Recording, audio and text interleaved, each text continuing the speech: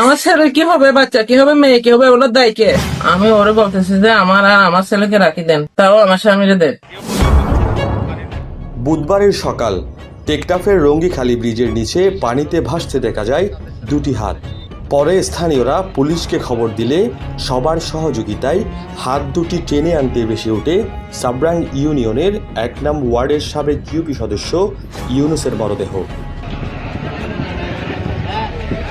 মঙ্গলবার বাসা থেকে বের হয়ে লাশ হয়ে ফিরল আরাফাত রহমান খোকো, ক্রীড়া সংসদ টেকনাফের সভাপতি, বিএনপি নেতা মোহাম্মদ ইউনুস।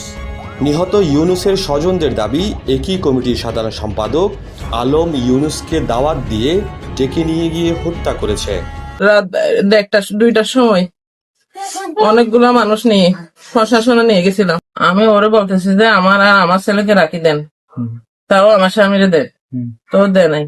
দাওয়াত দেওয়াতে গতকাল উনি সেখানে গিয়েছিলেন, যার পর থেকে ওনার ফোন কন্ট্যাক্ট অফ পাওয়া যায়, খুঁজে পাওয়া যাচ্ছিল না। তো এর মাঝখানে ওনার সাথে একটু আলাপ হয়েছিল যে উনি বলছেন সকালে পাঠাই দিবেন। পরবর্তী সময় আমরা সকালে লাশটাই পাই পানিতে। আমরা এটা পরিকল্পিত একটা হত্যা বলে আশঙ্কা করছি এবং দেখাও যাচ্ছে সেখানে ওনার শরীরের বিভিন্ন অংশ থেকে রক্তপাত হচ্ছে। আমরা যেহেতু আলমের সাথে আমাদের ওনার সাথে সর্বশেষ কন্ট্যাক্ট হয় এবং ওনার সাথে সর্বশেষ কথোপকথন হয়, সেই সব আমরা আলমকে এখানে দোষী মনে করছি এবং উনি এই সম্পূর্ণ ঘটনার দায়ী উনি।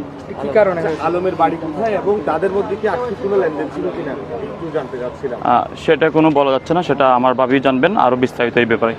ওনারা আমাদেরকে অক্ষত অবস্থায় যিনি দাওয়াত দিয়েছিল উনি বলছিল, ওনার সাথে আমাদের প্রতিনিয়ত ফোনের মধ্যে কথা হচ্ছিল। উনি লাস্ট 3টার দিকে হোয়াটসঅ্যাপের মধ্যে জানায় যে আমরা বড় ভাইকে নিয়ে সকালে আপনাদের বাসায় টেকনাফে ফিরে যাব।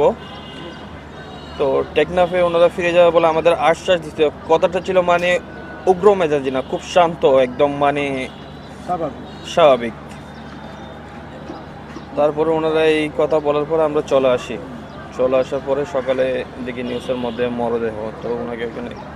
এদিকে অভিযুক্ত আলমও তার পরিবারের কাউকে পুলিশ কেন হেফাজতে নেয়নি, সেজন্য টেকনাফ মডেল থানার সামনে ক্ষোভ প্রকাশ করেন স্থানীয়রা। তাদের পরিবারের কেউ না কেউ তাদেরকে তারা হেফাজতে নিতে পারতো। এখনো মামলা হয় নাই, মামলা যদি না হয় তাহলে আমরা হেফাজতের মধ্যে নিই। তার নৃশংস হত্যায় জড়িতদের নিয়ে এখন পর্যন্ত প্রশাসনের কোনো সুস্পষ্ট বক্তব্য আমাদের মাঝে আসে নাই। প্রশাসনের ভূমিকা কি ছিল? এটার সাথে অঙ্গভঙ্গিভাবে কোন একটি খারাপ চক্র জড়িত থাকতে পারে, কোন একটি খারাপ ঘটনা জড়িত থাকতে পারে। নিহত ইউপি সদস্য ইউনুসের লাশ উদ্ধারের পর দেখতে যায় উকিয়া টেকনাফের আসনের বিএনপির মনোনীত প্রার্থী শাহজাহান চৌধুরী। এ সময় তিনি এই হত্যাকাণ্ডের বিচার দাবি